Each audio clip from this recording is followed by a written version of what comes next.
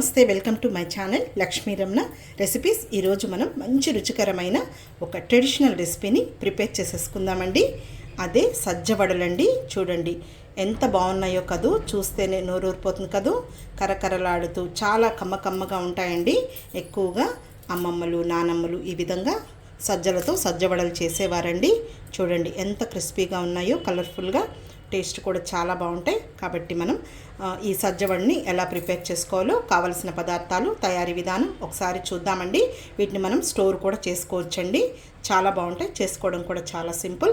కాబట్టి ఎలా తయారు చేసుకోవాలో చూసేద్దాము. ఇది సజ్జ పిండి అండి.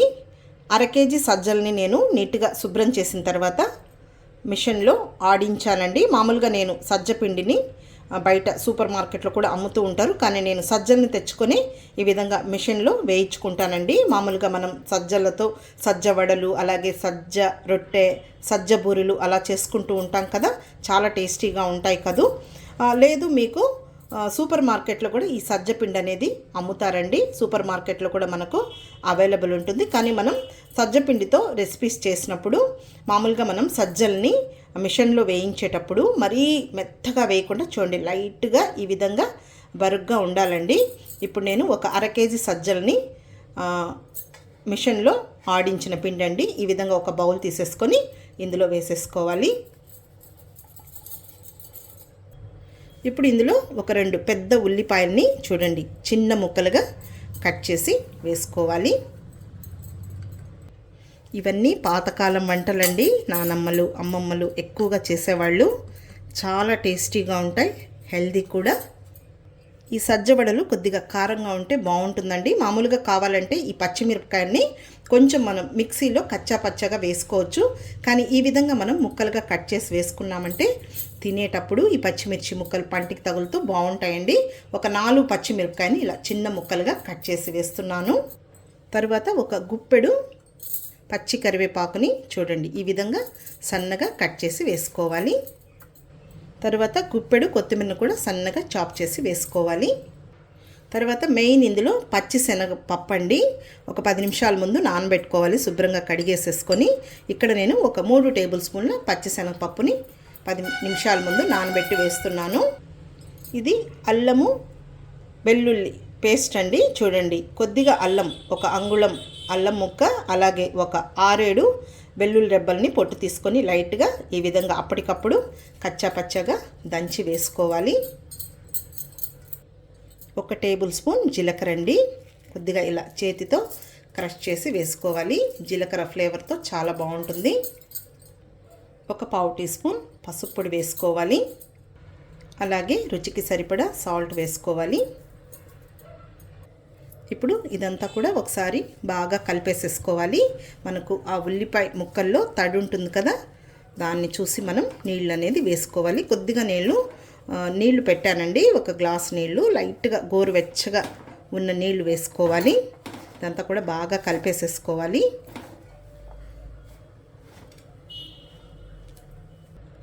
ఓకే అండి, నీళ్లు లైట్గా వేడెక్కాయి.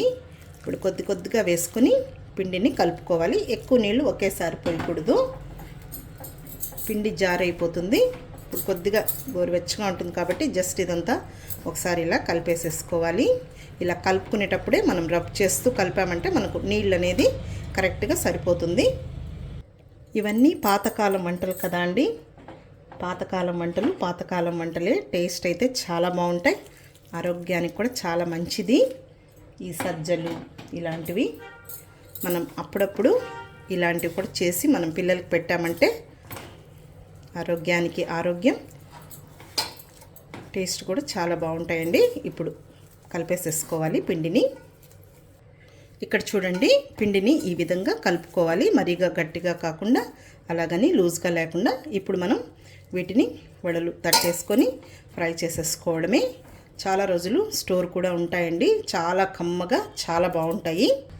ఇప్పుడు ఇవి తట్టుకోవడానికి ప్లాస్టిక్ కవర్ పైన తట్టుకోవచ్చండి, లేదు ఈ విధంగా ఒక గిన్నె పెట్టేసుకొని ఈ విధంగా ఒక కాటన్ క్లాత్ని నీళ్ళల్లో తడిపి వేసుకోవాలి. ఇప్పుడు ఇంకా ఈ పిండిని మనం చేతిని ఒకసారి నీళ్లు తడుపుకొని మనకు ఏ సైజులో కావాలనో ఆ సైజులో ఈ విధంగా రౌండ్ బాల్స్ చేసుకొని తట్టి వేసేసుకోవడమే. చూడండి ఈ సైజు అయితే సరిపోతుంది. కొద్దిగా చెమ్మని చేసుకోవాలి. ఇప్పుడు ఇది పెట్టేసుకొని ఈ విధంగా పట్టేసుకోవడమే. మరీ పలుచగా కాకుండా అలాగని మందంగా కాకుండా మీడియంగా చేసేసుకోవాలి. మనం పచ్చిశనగపప్పు కొద్దిగా ఎక్కువగా వేసుకుంటే తినేటప్పుడు పంటికి తగులుతూ బాగుంటుంది, కరకరలాడుతూ.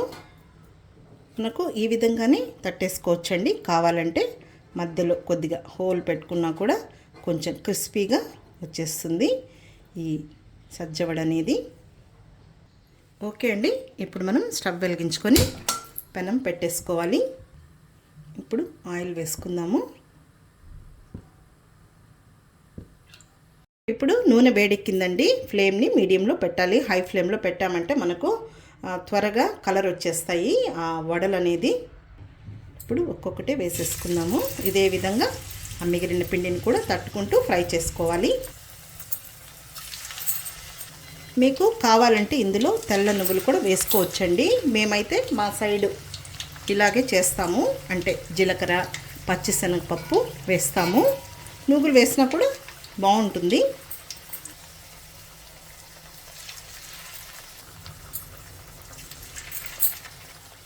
ఇప్పుడు మనం హై ఫ్లేమ్ పెట్టేసుకొని హై ఫ్లేమ్కి మీడియం ఫ్లేమ్కి అడ్జస్ట్ చేసుకుంటూ మంచి కలర్ వచ్చే వరకు ఫ్రై చేసేసుకోవడమే.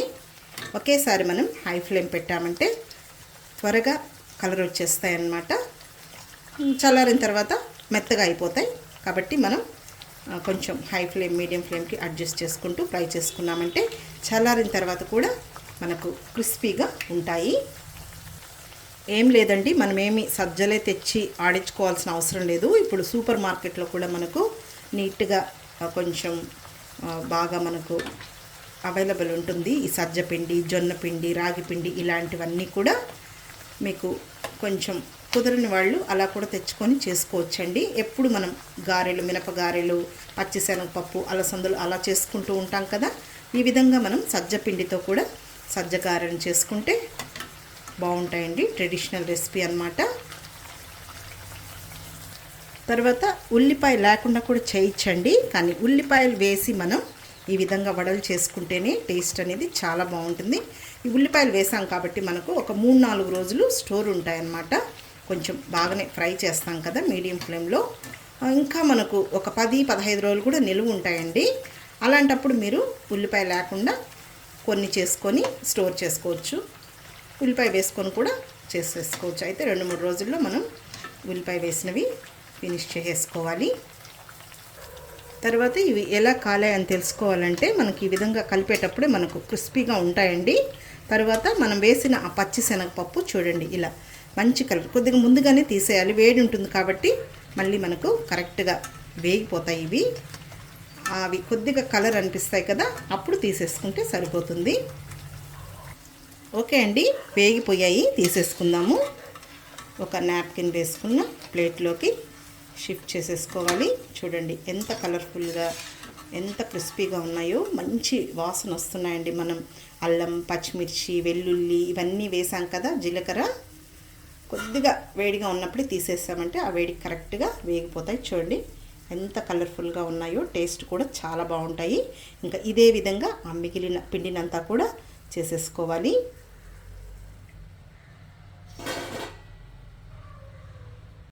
ఓకే అండి, చూసారు కదా సజ్జ వడల్ని నేను ఎలా ప్రిపేర్ చేశానో.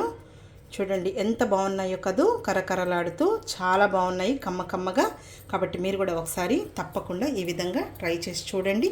ఈ వీడియో మీకు నచ్చితే లైక్ చేయండి, షేర్ చేయండి. అలాగే కొత్తగా చూస్తున్న వారైతే నా ఛానల్ని తప్పకుండా సబ్స్క్రైబ్ చేసుకోండి. ఇంకొక మంచి వంటతో మళ్ళీ కలుద్దాం.